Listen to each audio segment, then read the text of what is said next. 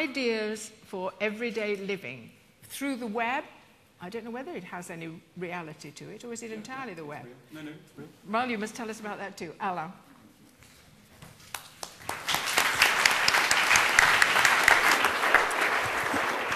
Thank you. Well, like Antony, I'm also here to suggest that art can be taught to the Facebook generation. There's two questions here, I think, lurking in that motion. The first one is, what is a generation, and how should we approach sort of generational change? And then the second one is, what is art? Just to tackle the first one, there's a lovely moment in Isaiah Berlin's, one of Isaiah Berlin's essays. And he's, was probably perhaps one of the most foremost historians of ideas of the 20th century. And he recommends that whenever we read history and we read about people who are very different from ourselves in certain ways, their clothes might be different, their customs might seem initially strange, he recommends the young historian always, very surprising, to assume that these people are just like us. So he recommends that we be surprised by the differences but not terrified of them, that we basically move from an idea that a Roman mother basically feels more or less what a mother in London today feels about many things, etc. And this has always sort of stuck in my mind really as a way of approaching the generational challenges quite without fear, that we just sort of assume that basically young people, if we're talking about younger people, are a bit like we were or a bit like we are, and we will of course come across differences, but why not start from the assumption that essentially we all share in a common humanity rather than the other presumption, which is we're all extremely different and we need a translator before approaching somebody under 20.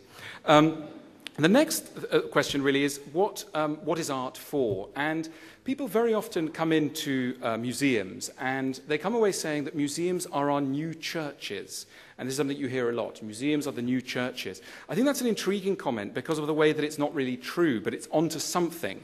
And I think it's onto something because we knew what churches were about. Churches were about conversion to an ideal. And art was part of that attempt to convert people to an ideal. It was part of a wider movement of, if you like, propaganda, which involved books and prayers and songs and gatherings, but also involved architecture and painting and sculpture.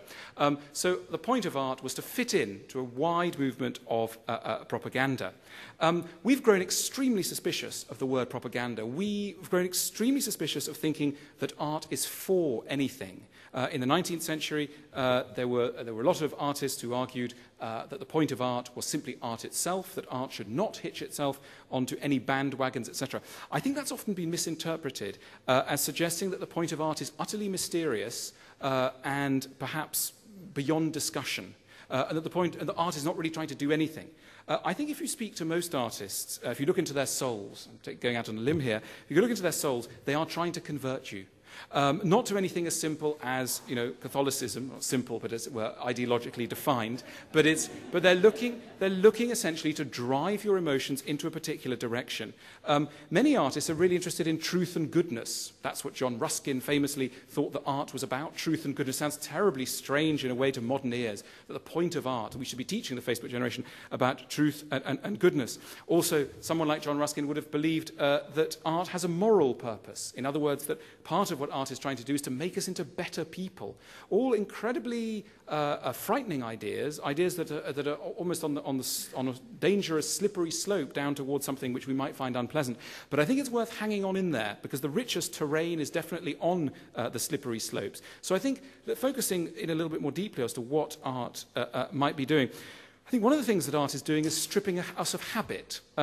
It's a feature of being around anyone or anything a bit too long, and by anything I include planet Earth, that you start not to notice it. Proust once said that the best thing to do if you want to no longer see somebody is to marry them. Terribly cruel. But essentially, the idea is when something's been around too long, we can no longer see it. And the point of art, in Proust's sense, and I think he's absolutely right in this, is to defamiliarize us, to make what we thought we knew unfamiliar, to make us notice what we had seen but not properly attended to. And this is a feature that runs right through art. In Antony's event Horizon, those figures all over the rooftops of London. What did that do? Part of its magic as a project was that it made us notice London. It made us notice the skyline. It made us notice different buildings. We were suddenly attuned and alive. I think it's one of the great things that art does. And art is moving precisely because it reminds us of things of value. You know, sometimes when you see a beautiful work of art, you feel a bit sad. Perhaps I do anyway.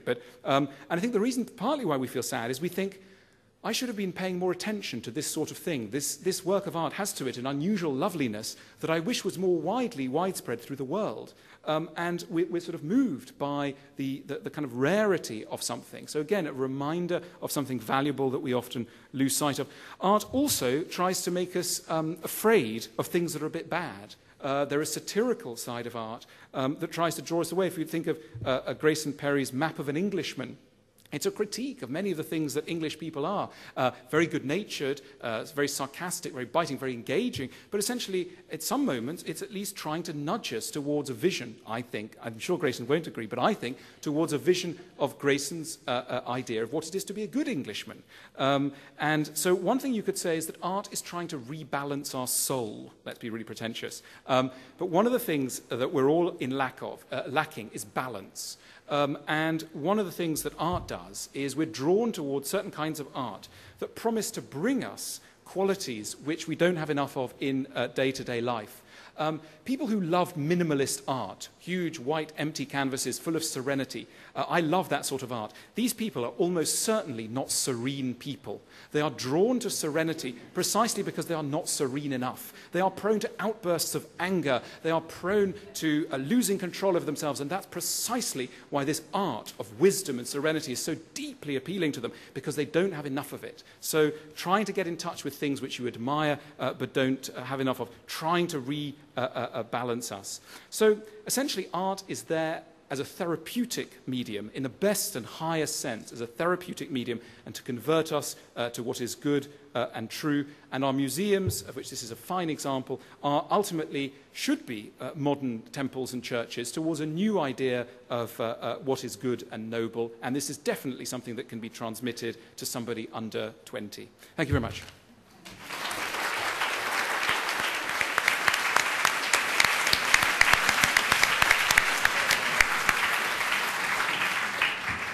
Well, two people have set the bar very high, haven't they? Entirely different views of what we all share, which is the love of art, but its purpose, it drifts, it changes.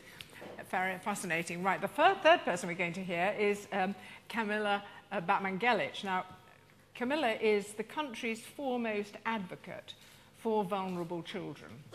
She's the founder of two children's charities. Well, there are many children's charities, but just let me tell you that The Place to Be and Kids Company are outstanding and impressive in anyone's book. Camila has set up a situation in which traumatized children are cared for. However feral, difficult, disturbed, psychotic even, no child is turned away. And what has happened in Kids Company is truly amazing.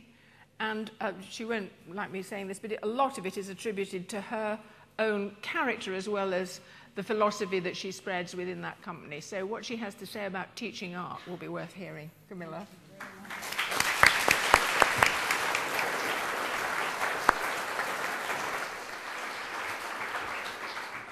Thank you. I spent some time wondering about this question. Why the Facebook generation? And then I did think, who are we referring to?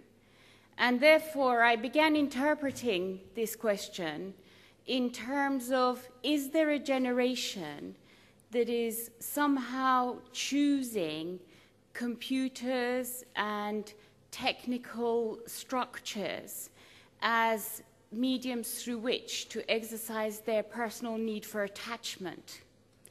And if children are choosing Facebook as the space to express themselves in and attach themselves to, is that the problem of the child, or is that the problem of the adult, and is it a problem?